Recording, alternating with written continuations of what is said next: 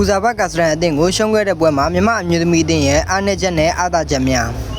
သုံးနိုင်ငံဖိတ်ခေါ်ပြိုင်ပွဲရဲ့အဖွင့်ပွဲစဉ်မှာတော့မြန်မာအမျိုးသမီးအသင်းဟာဦးစားပါကစရန်အသင်းကိုတော့တကူဂုဏ်မရှိနဲ့ရှုံးနေခဲ့ပေမဲ့လို့ပွဲစဉ်တစ်ပွဲလုံးအရတော့မြန်မာအသင်းရဲ့ကစားပုံဟာပြိသက်တွေမျှော်လင့်ခြင်းစရာအချက်လက်တွေအများကြီးမြင်တွေ့ရပါတယ်ဦးစားပါကစရန်အသင်းကိုရှုံးခဲ့တဲ့ပွဲစဉ်မှာမြန်မာအမျိုးသမီးအသင်းရဲ့အားသာချက်တွေအနေနဲ့အားနည်းချက်များနဲ့နီးပြရဲ့မစ်ဆူအိုကွာရဲ့ကစားကွက်ကိုတော့သုံးသက်ပြောဆိုသွားမှာဖြစ်ပါတယ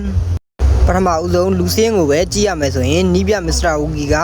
4-3-3ဆိုတဲ့ကစားကွက်နဲ့ပဲပွဲအထွက်ကိုစတွေ့ရပါတယ်။ကုသမအဖြစ်နဲ့မျိုးမြတ်မြတ်ငိန်ခန်းစစ်၄ယောက်တန်းမှာတော့လင်းလက်ဦးဇွန်ယူရဦးဖြူပွေးမေတ္တမုံမြင့်တို့ပါဝင်ခဲ့ပြီးကွင်းလယ်မှာတော့ဖြူပွေးနော်ထက်တက်ဝေးခင်မာလာထုံးတဲ့အတူပွဲထွက်လာခဲ့ပါတယ်။တိုက်စစ်ပိုင်းမှာတော့ယူပါခိုင်မေထက်လူနဲ့စန်းတော်တို့ကိုအသုံးပြုခဲ့တာတွေ့ရပါတယ်။ရှာလက်အရတော့မြန်မာအသင်းရှုံးခဲ့ပေမဲ့လို့ကစားပုံကြည့်ရရင်တော့မြန်မာအသင်းဟာဦးစားပါကစတန်အသင်းလို့အရက်မောင်း place ပိုင်းမှာတော့ကစားပိုင်းနဲ့အပိုင်းမှာတော့ပိုကောင်းတဲ့အသင်းလို့တပွဲလုံးရဲ့ PR ကစားနိုင်ခဲ့တာကချီးကျူးစရာကောင်းလာပါတယ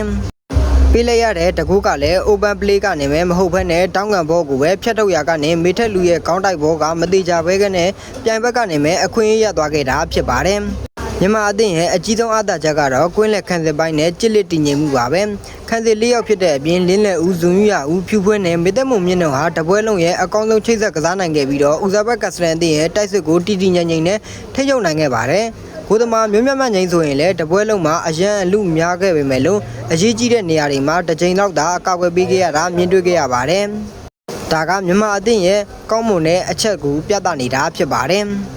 ကွင်းလယ်ပိုင်းမှာတော့ဖြူပွေးနဲ့နော်ထက်တက်ဝေတို့ဟာဒီနေ့ပွဲမှာတော့အကောင်းဆုံးကစားခဲ့တဲ့ပွဲစဉ်ဖြစ်ပါတယ်။ပြိုင်ပွဲနေရာမှာတိုက်စစ်ကိုတော့ကွင်းလယ်ကနေဖြတ်တောက်ပေးရတယ်လို့ဘောလုံးပေးပို့တဲ့နေရာမှာလည်းအခွင့်အရေးကိုဖန်တီးမှုကလည်းအကောင်းဆုံးလှုပ်ဆောင်နိုင်ခဲ့ပြီးတော့ပွဲချိန်မပြည့်မီမှာစူးစမ်းခဲ့တာတွေကိုလည်းမြင်တွေ့ခဲ့ရပြီးတော့ခင်မာလာထုံးကပဲဝါရင်ကစားသမားပြီးပဲတီတီငိမ့်ငိမ့်ကစားပုံနဲ့မြန်မာအသင်းရဲ့တိုက်စစ်လမ်းကြောင်းကိုလည်းအဖွင့်ကစားပေးနိုင်ပါတယ်။တိုက်စစ်ပိုင်းမှာတော့စန်းတော်တော်ဟာစူးစမ်းအားထုတ်မှုအများဆုံးကစားသမားတအုပ်လို့ပြောလို့ရမှာဘဲတောင်မန်းညာတောင်မန်းနှစ်ဖက်လုံးမှာမမုံမပန်းမဲ့ပြေးလွှားကစားခဲ့ပြီးတော့တူအားရုံအားကောင်းကောင်းနဲ့ပဲကစားနိုင်ခဲ့ပါတယ်တချို့အပိုင်အခွင့်အရေးတစ်ချိန်ကမေထက်လူကိုထိုးမပေးတာကလွဲရင်စန်းတော်တော်အကောင်းဆုံးကစားပေးခဲ့ပါတယ်ဒါပေမဲ့လည်းစန်းတော်တော်ကိုတီထက်ဝီနီနဲ့အညီကစားဖို့ကိုပို့ပေါ့ပါပြေးလွှားနိုင်တဲ့ကစားသမားတစ်ယောက်ဖြစ်စေချင်ပါတယ်မနေ့ကပွဲစဉ်မှာဆိုရင်မြန်မာအသင်းရဲ့အားနည်းချက်အကြီးဆုံးကတော့တိုက်စစ်ပိုင်းပဲဖြစ်ပါတယ်အထူးသဖြင့်ယူပါခိုင်အနေနဲ့အသင်းရဲ့ချိတ်ဆက်မှုအားနည်းပြီးတော့ဘောလုံးကိုပဲအကြာကြီးကင်ထားတာကတကူကောင်းဆန်ပြီးတော့ထိုးပေါက်နိုင်မဲ့လို့သူ့စိတ်ထဲမှာထင်နေတာဖြစ်နိုင်ပါတယ်ဘောလုံးရဲ့ဆုံးရှုံးမှုများနိုင်တာကတော့အခွင့်အရေးကောင်းတစ်ရက်ဖြစ်သွားပါတယ်အသင်းပေါ်ရှိနေချိန်မှာဂိုးနဲ့အကွာဝေးကနေလက်ငတ်သွင်းတာမျိုးတွေတွေ့ရပြီးတော့ဘလို့မှကိုအလုံးမဖြစ်တဲ့အခြေအနေတွေပဲဖြစ်ပါတယ်မေထက်လူအနေနဲ့လည်းဒီနေ့ပွဲမှာမျှော်လင့်ထားသလောက်တိုက်စစ်ပိုင်းမှာအကျိုးသက်ရောက်မှုမမြင်ခဲ့ရပါဘူးအထူးကအချက်ကတော့ဂိုးသွင်းခွင့်နဲ့အနှဲငယ်ပဲရရှိခဲ့ပြီးတော့ပေးလိုက်ရတဲ့တကူကလည်းမေထက်လူရဲ့ကောင်းတိုက်ရှင်းထုတ်မှုကနေမသေးကြကနေဂိုးအဖြစ်နဲ့ပြောင်းလဲသွားတာပါ4-3-3ဆိုတဲ့ကစားကွက်မှာတော့မေထက်လူဟာဂိုးသွင်းနိုင်ဖို့အတော်ဆုံးရုန်းကန်ခဲ့ရပါတယ်မေထက်လူရဲ့တိုက်စစ်ပိုင်းမှာအားထားရတဲ့ကစားသမားဆိုရင်4-2-3-1ကစားကွက်ကအသေးကြပါပဲအကောင်းဆုံးအနေထားဖြစ်ပါတယ်ဝိုင်းရင်တိုက်စစ်မှုဝင်းသိမ့်ကြီးထွန်းရဲ့နေရာကိုတော့အစားထိုးနိုင်မယ်ဆိုရင်တော့မေထက်လူအနေနဲ့တိုက်စစ်ပိုင်းမှာကောင်းကောင်းကြီးကိုကစားဖို့ကပို့ပြီးတော့တိုးတက်လာဖို့လိုအပ်နေတာအသေးကြပါတယ်လူစားဝင်နဲ့ရွှေထွန်းနဲ့ဝင်းဝင်းဇင်မိုးပြေတို့ကလည်းပွဲအပြောင်းလဲဖြစ်စေမဲ့ပုံစံတစ်မျိုးပါပဲ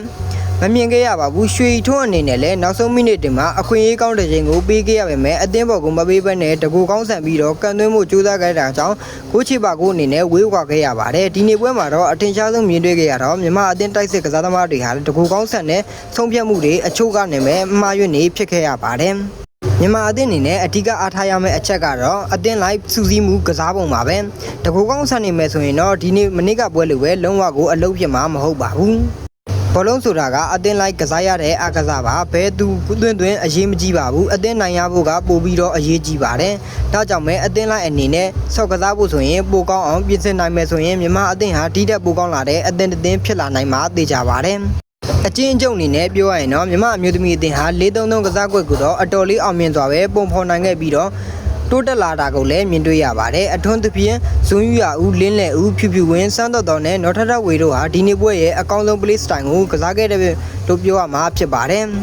မဲ့လည်းကစားကွက်ကိုလည်းအမှားယွင်းတချို့ရှိခဲ့ပေမဲ့လို့အကောင်းဆုံးကစားနိုင်ခဲ့ပါတယ်မြမအမျိုးသမီးအသင်းဟာရက်လက်မကောင်းခဲ့ပေမဲ့လို့ကစားပုံအရတော့အပေါင်းလက္ခဏာဆောင်တဲ့အရာဖြစ်နေတာကြောင့်တိုက်စစ်ပိုင်းမှာတော့တော်တော်ကြီးကိုထိရောက်တာမရှိခဲ့ပါဘူးပြည့်စင်နိုင်မဲ့ဆိုရင်တော့မြမအမျိုးသမီးအသင်းဟာပိုကောင်းဖို့အလားအလာရှိတဲ့အသင်းတစ်သင်းဖြစ်လာမှာပြီးတော့ထိုင်းအသင်းနဲ့ပွဲမှာတော့ယူပါခိုင်အနေနဲ့လင်းမြင့်မိုးကစားပြီးတော့ခင်မာလာထွန်းနေရာမှာတော့ဝင်းဝင်းကိုထည့်ကစားပြီးတော့4-2-3-1ကစားကွက်နဲ့ကစားရင်တော့ပိုကောင်းတဲ့အသင်းဖြစ်လာမှာတွေ့ရပါတယ်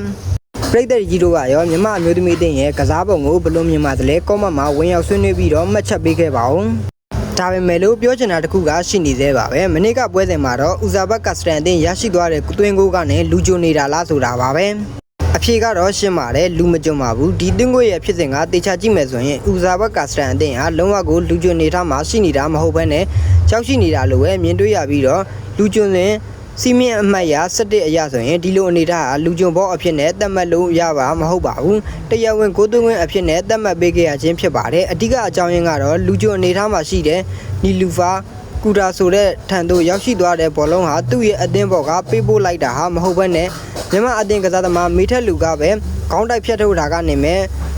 ဘယ်လိုပြောမလဲမရှင်းဖြစ်ပြီးတော့ဗောနော်အနေကနေမဲ့ကိုရသွားတဲ့အနေထားပဲဖြစ်တဲ့အတွက်ကြောင့်လူကြုံဘောမဟုတ်ပါဘူး